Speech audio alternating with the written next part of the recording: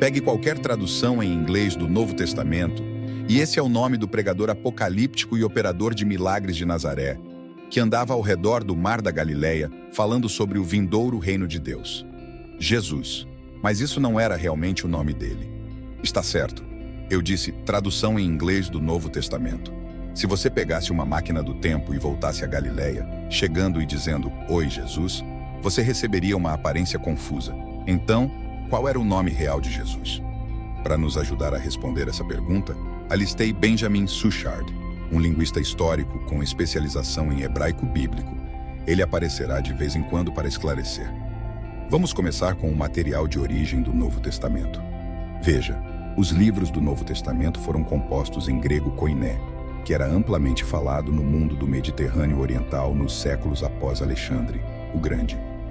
Desde que os escritores dos Evangelhos e o apóstolo Paulo escreveram em grego, eles escreveram o nome de Jesus assim, Jesus, que, como veremos mais tarde, é o nome que foi levado para o inglês. Mas Jesus não era grego e seu nome não era grego. Ele era um judeu galileu que vivia em uma região de língua predominantemente aramaica, uma língua semítica intimamente relacionada ao hebraico. Assim, Jesus é uma transliteração de um nome hebraico e aramaico, especificamente um nome para Josué. Então, como isso funciona? Na Bíblia hebraica, há dois personagens proeminentes chamados Josué. Primeiro, temos Josué, filho de Num, o comandante militar israelita e braço direito de Moisés, que, de acordo com a versão bíblica da história, liderou a conquista israelita da terra de Canaã. Depois, há um Josué, o sumo sacerdote, menos famoso, que aparece em alguns dos livros mais recentes da Bíblia hebraica, como o primeiro sumo sacerdote após o retorno do povo de Judá do exílio babilônico. Embora usemos o mesmo nome em inglês, Josué, para nos referir a esses dois personagens, nos manuscritos da Bíblia hebraica, há duas versões desse nome. A versão mais antiga para Josué é Yahushua, que é mais frequentemente usada para Josué, filho de Num. Mas há outra variação mais curta deste nome geralmente usada para Josué, o sumo sacerdote, Yeshua. Pense nisso como se o nome Tiago se tornasse o nome Jim. Não é realmente um apelido, mas sim uma versão mais curta e coloquial. Yeshua era a forma mais comum deste nome no hebraico bíblico tardio. Por exemplo, Josué, filho de Num, é chamado de Yahushua no livro mais antigo de Josué, mas no livro muito posterior de Neemias, ele é chamado de Yeshua. Então, o nome era intercambiável dependendo se você estava usando a forma anterior ou posterior. Mas é esta variação posterior, mais curta, que se tornou popular em aramaico durante o período do Segundo Templo. Se você quisesse nomear seu filho como Josué nos séculos após o exílio na Babilônia, você o chamaria de Yeshua. Então, o caso está encerrado, certo? Jesus vivia durante o período do Segundo Templo, quando o aramaico se tornou a língua do dia a dia dos judeus que viviam na Galileia. Então seu nome aramaico deve ter soado algo como Yeshua. Bem, é um pouco mais complicado do que isso. E a complicação vem dessa sílaba final, U de Yeshua. Yeshua está escrito com 4 letras em hebraico e aramaico. Yod, Shin, Vav e Ain, lidas da direita para a esquerda e sem vogais. A letra final Ain não é equivalente à vogal A em inglês, mas é uma letra gutural, uma das várias em hebraico e aramaico, pronunciada na parte de trás da garganta. Isso afetava a pronúncia do nome, mas sabemos especialmente pelas transcrições gregas que esse pequeno A que você ouve no final, antes do som gutural, não estava originalmente lá. Se voltássemos no tempo, os nomes teriam sido pronunciados algo como Yoshua. Sem o A final, o nome provavelmente soava menos como Yeshua, com aquela sílaba final proeminente rimando com palavras como vírgula ou iguana, mas mais próximo do que o Dr. Suchard descreve, com uma consoante faríngea. Você pode estar pensando que Yeshua está próximo o suficiente. Muitas línguas, como o inglês, não têm um som equivalente, e o Ain soa próximo o suficiente para a maioria das pessoas justificarem a pronúncia Yeshua, que eventualmente se tornou a pronúncia correta deste nome. Lembre-se de que eu disse que esses dois nomes para Josué aparecem na Bíblia hebraica, especificamente nos manuscritos da Bíblia hebraica ao longo da Antiguidade Tardia e no período medieval. Centenas de anos depois de Jesus, escribas judeus chamados massoretas começaram a adicionar marcadores vocálicos, alertando os leitores sobre quais vogais deveriam usar para pronunciar corretamente as palavras na Bíblia hebraica. Um desses marcadores vocálicos é chamado de pataque furtivo, uma pequena linha adicionada abaixo de uma letra gutural se essa letra aparecer no final de uma palavra. No hebraico bíblico, as letras guturais preferem uma vogal A antes delas. Para resumir, esse som na sílaba final foi uma invenção posterior para ajudar a facilitar para os leitores a pronúncia do Ain final. Como o estudioso do hebraico Richard Steiner diz, o furtivo patash deve ter se originado como uma vogal de transição curta, quase inaudível, antes das consoantes finais, mas eventualmente se tornou tão regular e tão proeminente que passou a ser percebido como uma sílaba separada. Portanto, Yeshua está correto se estivermos seguindo o texto massorético. Mas como o Dr. Suchard disse, esse A sorrateiro não existia durante a época de Jesus. O nome Yeshua apenas terminava com o N gutural. Isso pode parecer uma pequena reclamação, mas na verdade é muito importante por razões que se tornarão aparentes na seção final deste vídeo. Permitir algum nível de imprecisão e variação regional é o que torna esta versão de Yeshua a forma dominante do nome na Judéia e na Galileia durante o período do Segundo Templo. Na verdade, de acordo com um extenso estudo sobre nomes judaicos, este foi o sexto nome masculino mais comum no período.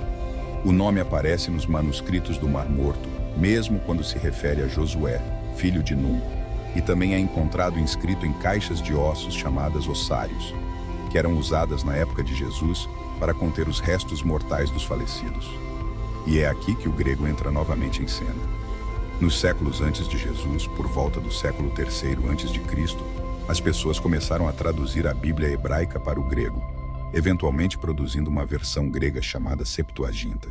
Interessante é que os tradutores gregos decidiram transliterar ambas as versões hebraicas do nome Josué como Jesus. Pegue sua cópia da Septuaginta e você notará que o livro de Josué se chama o Livro de Jesus. Isso significa que eles abandonaram Jehoshua inteiramente e transliteraram Yeshua, basicamente seguindo a variação dominante do nome durante seu próprio período contemporâneo. Então, como vamos de Yeshua a Jesus? Para criar a primeira sílaba, os tradutores da Septuaginta usaram a vogal grega iota para criar o som I, assim obtendo ie. Mas o grego não tem som sh, então eles mudaram a letra shin para a maior aproximação da letra grega sigma, então temos Jesus. Mas o grego também não tem en, então eles o largaram completamente, deixando-nos com o nome Jesus. O S foi adicionado ao final porque isso é uma coisa da gramática grega. É como o grego é traduzido, o que é chamado de caso nominativo, o caso gramatical usado para o sujeito de uma frase, dando-nos Jesus. Isso explica por que os escritores dos Evangelhos e Paulo usam o nome Jesus em seus próprios escritos, pois os falantes de grego leem a Bíblia Septuaginta em sua vida cotidiana e citam constantemente a Bíblia Septuaginta em seus próprios escritos, então já tinham uma maneira estabelecida de escrever este nome em grego. De fato, quando Josué, o filho de Num, é mencionado no Novo Testamento, ele também é chamado de Jesus. Esse nome chegou ao latim quase inalterado como Jesus. Mas onde está o J? Bem, como Indiana Jones e a Última Cruzada nos ensinou, J não está no alfabeto latino. J é, na verdade, uma adição mais recente ao alfabeto inglês.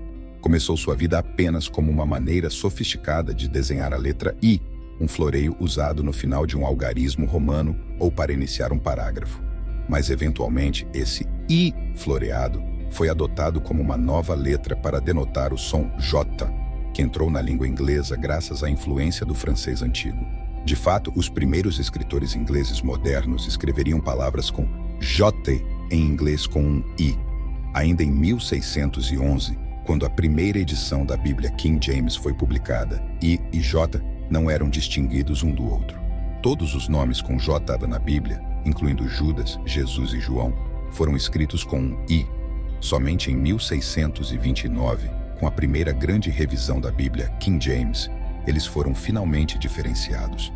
Alguma influência das línguas germânicas faz o S entre duas vogais soar como Z, e finalmente chegamos a Jesus. Mas vamos complicar ainda mais. Você deve estar se perguntando por que os tradutores gregos transliteraram esse nome como Jesus e não Iesuas. Será que o en gutural faz algum tipo de ruído suficiente para que os escribas posteriores que antecederam o texto massorético começassem a adicionar o sorrateiro a para ajudar a pronunciá-lo? Isso levanta a questão. Ao transliterar este nome, eles deixaram cair o ein porque não sabiam como escrevê-lo em grego ou porque não o ouviram ser pronunciado em primeiro lugar. Alguns propuseram que, se essas variações fossem transmitidas oralmente a partir de uma forma anterior do aramaico, elas poderiam preservar uma pronúncia antiga do nome sem o ayin. No entanto, assim como com as evidências do Talmud, isso é um argumento histórico baseado em dados de centenas de anos após a época de Jesus. As evidências mais próximas da época de Jesus não são conclusivas. Há algumas indicações de que os judeus de língua aramaica em toda a região, não apenas na Galileia, suavizavam suas guturais. Por exemplo, os manuscritos do Mar Morto frequentemente eliminam as letras guturais das palavras hebraicas quando aparecem no meio da palavra, mas não tanto quando essas letras aparecem no final. Em última análise, não sabemos se o ayin foi pronunciado ou não, mas vários estudos recentes dizem que a ideia de que os galileus estavam perdendo suas guturais é exagerada e depende demais das histórias engraçadas do Talmud.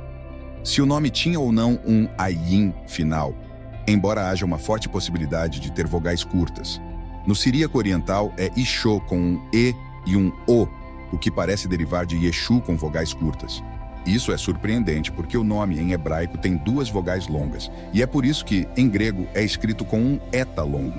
Mas sabemos algo sobre o aramaico da Galileia alguns séculos depois, quando a Galileia foi, por um tempo, o centro do judaísmo após uma revolta que expulsou os judeus da Judéia. Um estudo desse tipo de aramaico mostrou que eles não tinham comprimento de vogal. Eles apenas tinham 5 vogais e não havia distinção entre vogais longas e curtas. Isso significa que Yeshu teria sido pronunciado como Yeshu ou Yeshua, e isso poderia ter sido emprestado para o siríaco oriental. É uma ideia interessante que, embora o siríaco tenha originalmente preservado uma extensão, eles ouviram pessoas falando sobre esse galileu chamado Yeshu, e o pegaram com vogais curtas, terminando como Ishu. Para resumir, em manuscritos posteriores da Bíblia hebraica, o nome de Josué e Jesus é Yeshua. Durante o tempo de Jesus em aramaico, a resposta é um pouco mais inconclusiva, mas podemos fazer aproximações dependendo de como levantamos a hipótese de como soava o sotaque galileu, se o nome tinha vogais longas ou curtas, e se eles pronunciavam ou não o ayin final. Acho que é provável que, se você quiser ter um sotaque galileu realmente forte e dizer Jesus, você obterá Yeshu com 2 vogais curtas e sem ayin. O ayin pode estar presente porque aparece em siríaco, então Yeshu com vogais curtas e um ayin no final provavelmente ainda seria bastante reconhecível. Se você fosse um galileu que quisesse falar uma forma mais adequada do nome, diria com vogais longas e um belo ayin gutural.